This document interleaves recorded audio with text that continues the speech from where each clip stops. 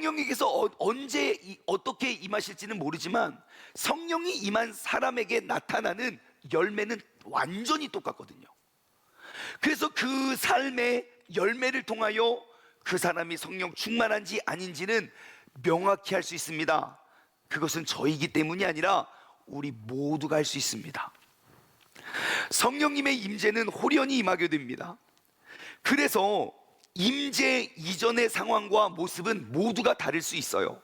하지만 성령 임재 이후의 모습은 완전히 동일합니다. 성령님은 같은 영이기 때문이죠.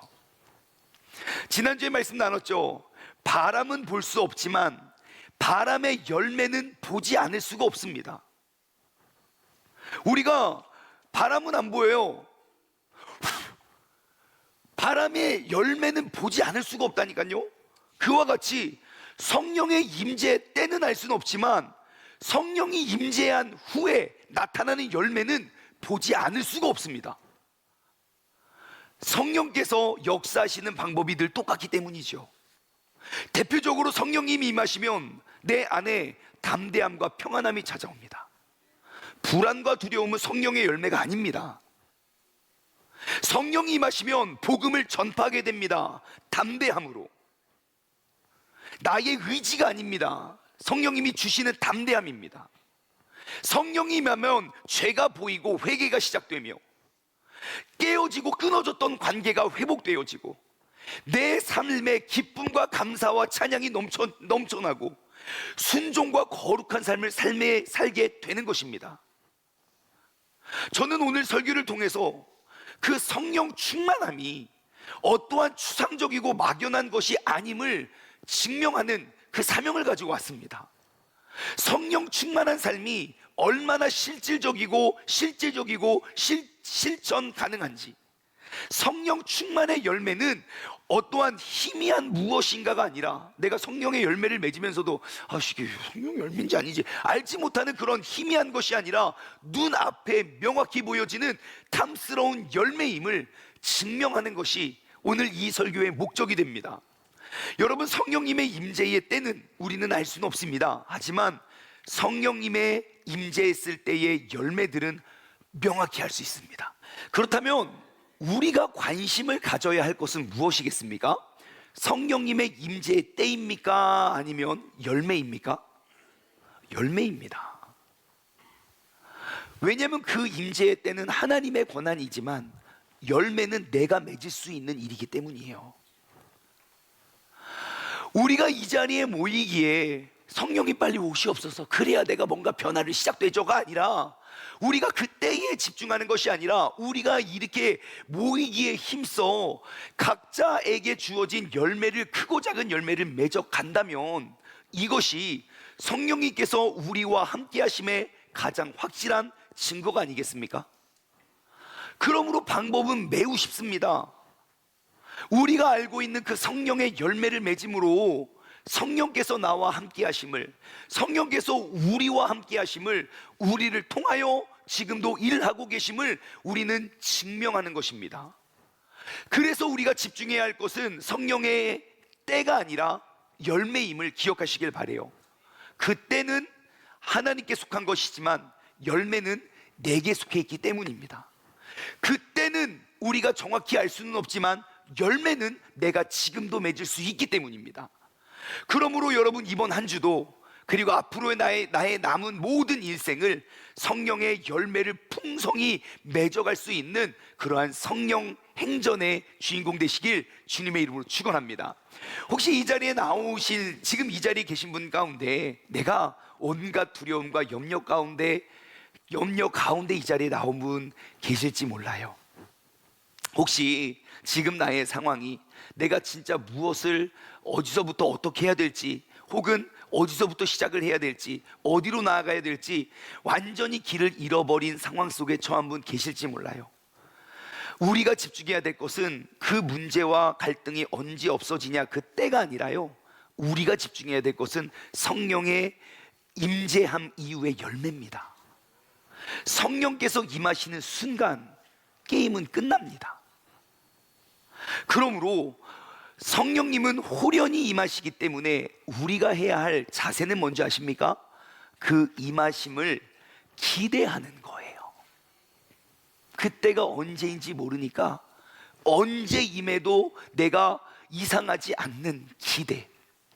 우리가 기대하고 사모하면 반드시 우리에게 선물로 성령님을 선물로 주시는 하나님의 약속의 말씀이 기록되어 있기 때문이에요.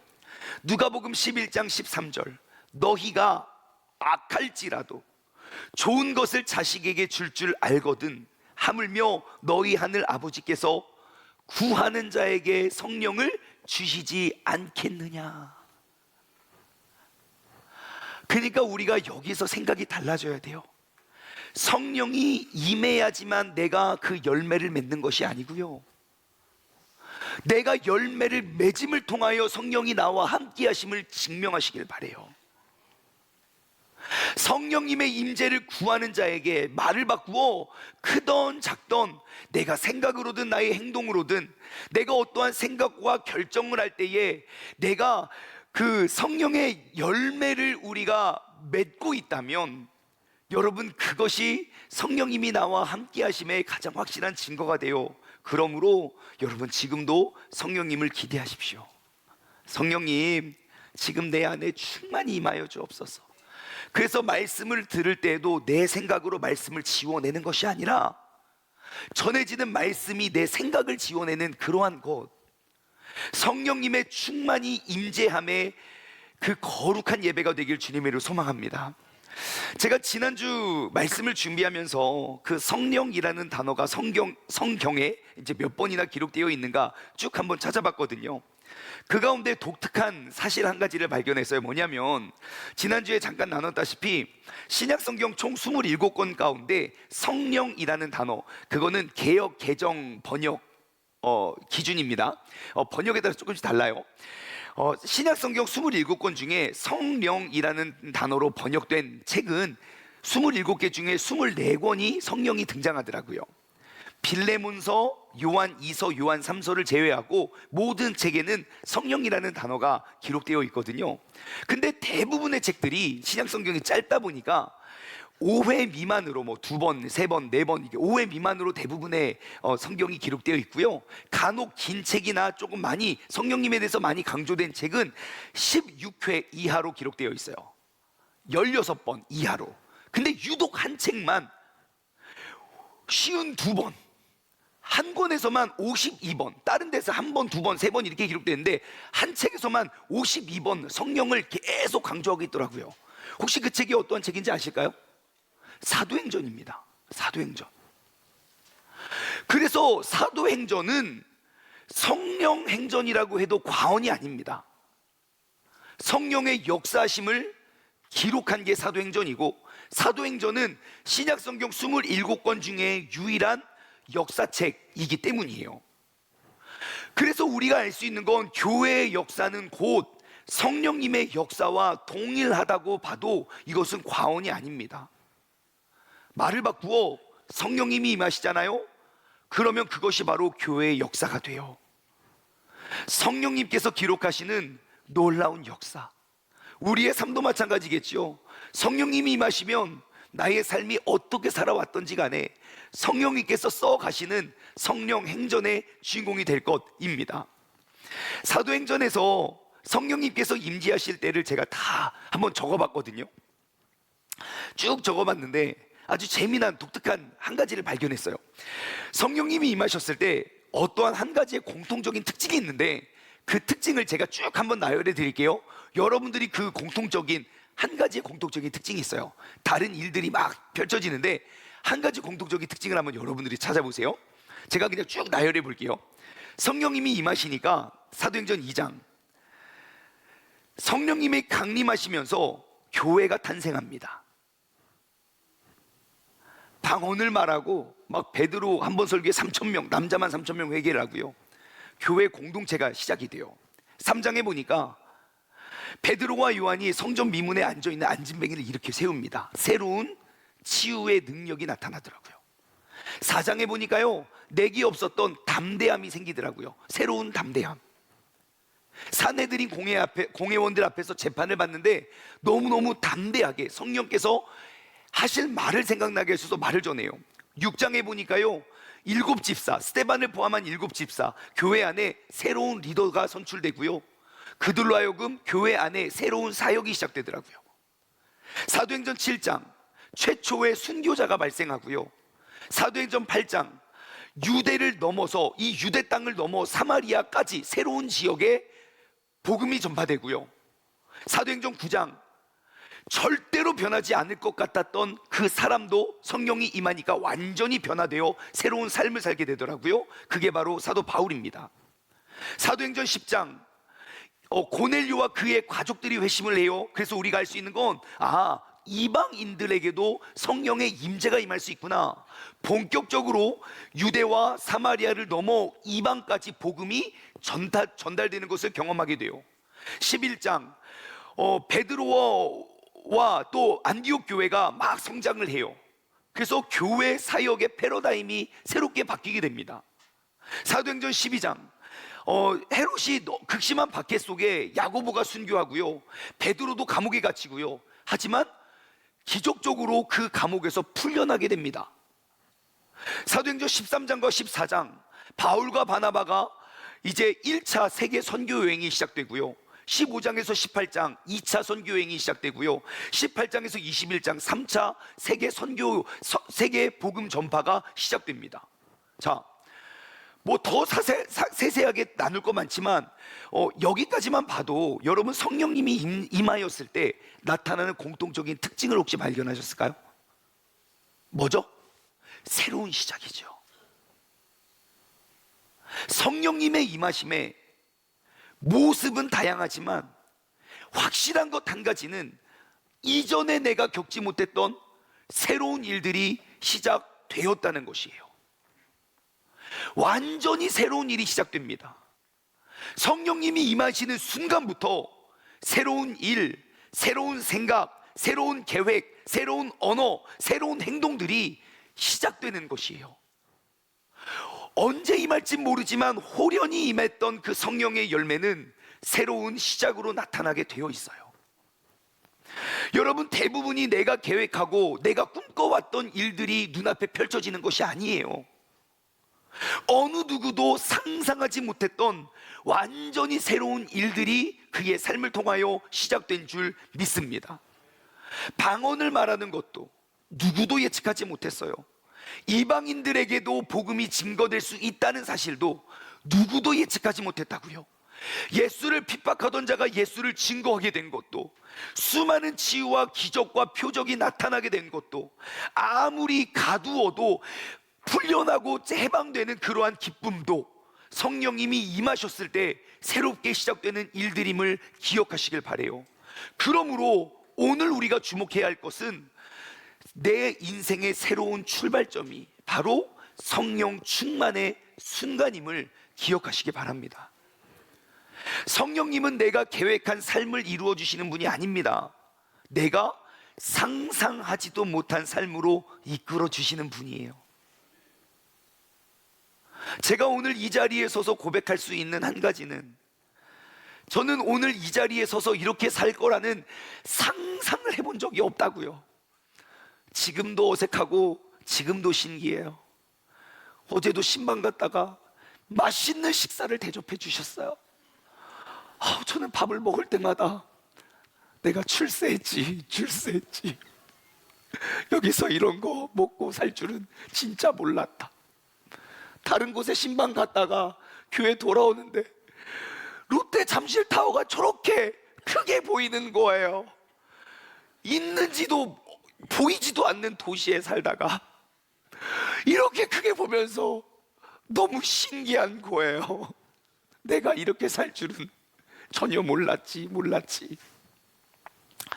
성령님께서 허락하시는 새로움은 환경이 달라져서 새로워지는 것이 아닙니다. 환경의 변화는 잠깐의 답은 될 수 있지만 온전한 답은 될 수 없습니다. 여러분, 신앙생활 하다 보면 갈등이 생기죠.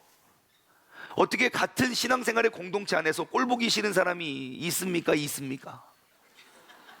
예? 내가 그 꼴보기 싫은 사람 안 만들려고 아무런 교제를 안 하잖아. 그게 답은 아니잖아요. 그래서 내가 그 사람이 진짜 볼 때마다 막 왜 이렇게 막 그 꼴보기 싫어서 왜 이렇게 열심히 하는지 몰라. 막 어딜 가나 있어. 막 어딜 가나 음성이 다 들리고 막. 그래가지고 도저히 내가 이놈의 교회를 못 다니겠다. 그래서 우리의 결정은 무엇입니까? 내가 은혜 받기 위해서, 내가 살기 위해서 다른 교회를 결정하죠. 예? 그래서 다른 교회 가요. 그럼 그 사람 안 보여가지고 너무 기쁘고 행복하죠? 예, 처음에는 그래요. 그 사람 없어서 살 것 같네, 살 것 같네. 근데 그 교회 조금만 적응해 보십시오. 또 있죠? 거기도 있고요. 놀랍게도 그 사람 볼 때마다 이 사람까지 또 생각이 나요. 옛날엔 이 사람만 생각났는데 지금은 그 사람 보면 그 사람도 생각나고 이 사람도 생각나고 영원히 지워지지 않아요. 하지만 성령님께서 함께 하시잖아요. 원수는 내게 어떠한 영향도 미치지 못하게 됩니다. 왜냐하면 내 인생의 목적지가 달라지기 때문이에요. 신앙생활의 목적이 내가 그 얄미운 사람, 꼴보기 싫은 사람으로부터 자유함이 신앙생활의 목적이 아니라 나를 통하여 예수 그리스도의 복음이 전달되고 전파되는 것이 목적이 되기 때문이에요. 대표적으로 사도 바울이 회심을 하는 순간부터 죽을 때까지 그를 잡아 죽이고자 했던 사람들이 한 번도 없었던 때가 없거든요. 얼마나 그를 잡아 죽이고 싶었는지 바울이 죽을 때까지 내가 단식하겠다고, 내가 단식 투쟁을 했던 사람이 40명이 넘는다고요. 알잖아요. 우리 정치권에서 한 사람만 단식 투쟁해도 나라가 시끌시끌한 거. 근데 사도 바울이 죽을 때까지 안 먹겠다는 사람 40명도 넘었다고요. 예, 다 죽었는지 모르겠어요. 하지만 바울은요, 나를 힘들게 하는 사람에게 집중하지 않았습니다. 내게 맡겨진 사명에 집중했어요. 나를 힘들게 만드는 사람에게 집중했을 땐 나에게 맡겨진 사명은 한 개도 이룰 수 없을 거예요. 하지만 반대로 내게 주어진 사명에 집중하니 나를 힘들게 하는 사람이 수십 명이든 수백 명이든 수천 명이든 그게 하나도 중요하지 않더라는 것입니다. 그러니까 똑같은 상황 속에 더욱더 놀라운 성령님의 능력을 경험하게 된 줄 믿습니다. 그래서 사도 바울은 멈출 수 없었습니다. 새로운 삶의 시작, 그것이 바로 성령 충만한 삶의 모습이기 때문입니다. 성령 충만했을 때 가장 흔하게 나타나는 새로운 모습들에 대해서 제가 간략히 몇 가지를 기록해 봤어요. 그래서 이 시간 나의 삶이 성령으로 인해서 내가 새로운 삶을 살고 있는지, 아니면 성령님을 구하기는 하나 여전히 옛 사람으로 살아가고 있는지 한번 간단하게 점검해 보길 원해요. 성령 충만하면요, 나의 말이 바뀝니다. 오늘 본문 말씀 4절이지요. 그들이 다 성령의 충만함을 받고, 성령 충만함을 받고요, 성령이 말하게 하심을 따라서, 성령께서 내 입을 주장하여 주세요, 성령께서 말하게 하심을 따라서 다른 언어로 말하기를 시작했다는 거예요. 성령이 임하시면 담대히 말하게 됩니다. 말의 단어가 달라지고 주제가 달라져요. 감사와 찬송, 남을 깔아뭉개고 죽이는 말로부터 남을 세우고 덕을 세우는 말을 하게 됩니다. 입안에 불평불만이 가득했던 사람이 성령 충만하면 감사를 고백합니다. 내가 누군가에게 끊임없이 상처를 주던 사람이 사람을 살리는 입술로 변하게 됩니다. 내성적이고 말하기 어려웠고 사람들 앞에 서기 어려웠던 사람이 담대함으로 복음을 증거하는 사람이 되더라는 겁니다. 여러분, 성령 충만함은요, 나의 입에서 먼저 드러나게 되어 있습니다. 한번 점검해 보십시오. 성령 충만함으로 달라진 나의 언어의 습관이 있습니까? 교회 안에서는 아니지만 교회를 나가면 막 욕이 막 찰지게 막 착착, 이런 10원짜리 막 개 자녀 막, 여러분, 이런 단어들이 어색해져야 정상입니다. 그래서 환경이 중요해요. 고스톱 치면서 거룩한 단어 안 나옵니다. 이런 욕 자동으로 나옵니다. 술 마시면서 할렐루야 막 안 나옵니다. 그러므로 나의 언어의 달라진 모습을 발견해 보십시오. 두 번째는요, 성령 충만하면 두려움이 담대함으로 바뀝니다. 성령 충만하지 못했을 때의 베드로는요, 예수님을 부인하고 그가 잡혀가는 모습을 보고 구경하고요, 사람들이 나를 추궁하니까 내가 예수를 저주하면서 배반했던 사람입니다. 하지만 성령이 임하는 순간 그는 담대히 복음을 증거하는 사람이 되더라고요. 내 눈앞에 몇천 명의 몇만 명의 사람이 모여 있던지, 내가 복음을 전하다가 감옥에 갇혀져 직결 심판이 가능한 사내들인 공회원 앞에서도, 70명이 나를 애워싸는 상황 속에서도 그는 담대함으로 나아가더라고요. 사람들의 눈치만 보던 사람들도 성령이 임하면 눈과 입에 권세가 생깁니다. 부끄러워서가 아니에요. 담대함으로. 회피했던 문제들도 내가 그 책임을 안고 갑니다. 동굴 속에 숨어 있던 사람들도요, 일어나서 나아가게 된다고요. 성령 충만으로 인해 달라진 나의 삶의 모습은 무엇이있는지 점검해 보시길 바래요. 세 번째, 성령 충만하면요, 나 중심의 삶이 남 중심의 삶으로 바뀝니다. 성경에 기록되어 있는 성령의 열매들을 보십시오. 어느 것도 내가 혼자서 할 수 있는 거 하나도 없습니다. 100% 누군가와 함께 공유할 수 있는 것이 성령의 열매입니다.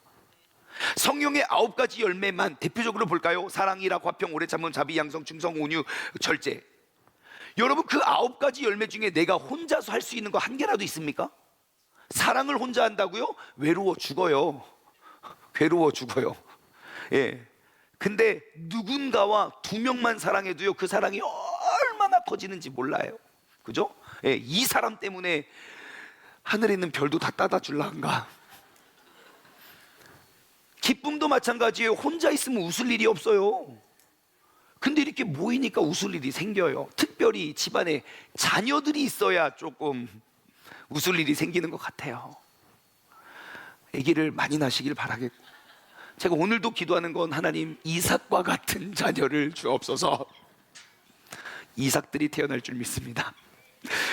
화평, 오래 참음, 자비, 양성, 충성, 그 모든 열매들이요, 나 혼자서 할 수 있는 게 하나도 없습니다. 즉, 성령의 열매는 철저히 남 중심입니다. 그래서 성령이 임하면 나만 알던 사람이 배려를 하기 시작해요. 내 남편이나 아내가 교회 가서 은혜 받고 와보십시오. 예, 그러면 남편이 내 편이 됩니다. 참지 못한 사람이 인내하게 되고요, 경쟁의 지옥에서부터 섬김의 자유함을 얻게 됩니다. 그래서 성령 충만의 열매는 관계의 회복이에요. 한번 내 삶을 점검해 볼까요? 성령 충만해서 내가 회복된 관계가 있습니까? 여러분, 관계 회복이 나를 죽이지 않습니다. 관계의 끊어짐이 결국 나를 외로움 속에 죽일 거예요. 네 번째, 성령 충만하면요, 죄와 싸우는 힘이 생깁니다. 육신의 정욕을 따르는 삶으로부터 성령의 열매를 맺는 삶으로 변하게 되는 것이죠. 죄를 합리화했던 내가 죄를 미워하기 시작합니다. 이 몸이 죄 따위의 노예로 만들어지지 않았음을 깨닫게 되거든요. 나의 정체성을. 이 몸은 거룩하고 존귀한 하나님의 영광을 위한 귀한 도구라는 사실을 성령의 임재를 통하여 깨닫게 돼요. 그래서 이 거룩한 삶에 그 죄의 때를 묻히는 것을 허용하지 않습니다. 그래서 반복짓던 죄와 싸우고 씨름하기 시작합니다. 습관은 한순간 달라지지 않아요. 하지만 성령이 임하는 순간 내 인생의 방향은 달라집니다. 그러므로 끝까지 포기하지 않고 옳은 방향으로 나아가는 것이 성령 충만의 열매입니다. 마지막으로 한 가지만 더 나눌까요? 성령 충만하면요, 말씀에 대한 반응이 달라집니다. 들리지 않았던 말씀이 들려지기 시작하고요, 찔리지 않았던 마음이 찔리기 시작하고요, 반감이 순종으로 바뀌어져요. 저런 소리를 하냐? 그랬는데 내가 그런 삶을 살고 있다고요. 듣기만 했던 말씀이 행동으로 옮겨지게 돼요.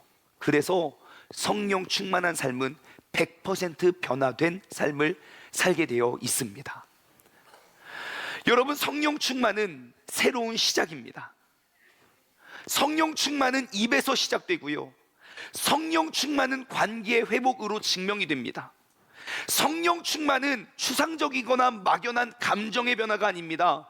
내 삶의 완전히 새로운 출발점임을 기억하시길 바래요.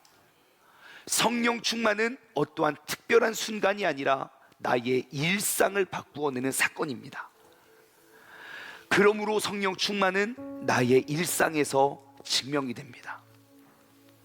여러분, 성령님은 호련히 임하십니다. 그리고 그 순간 내 인생은 새롭게 시작됩니다. 환경이 아니라, 어떠한 사람이 아니라 성령으로 시작되는 그 새로운 인생. 오늘 그 출발점에 하나님께서 우리 모두를 초청하신 줄 믿습니다.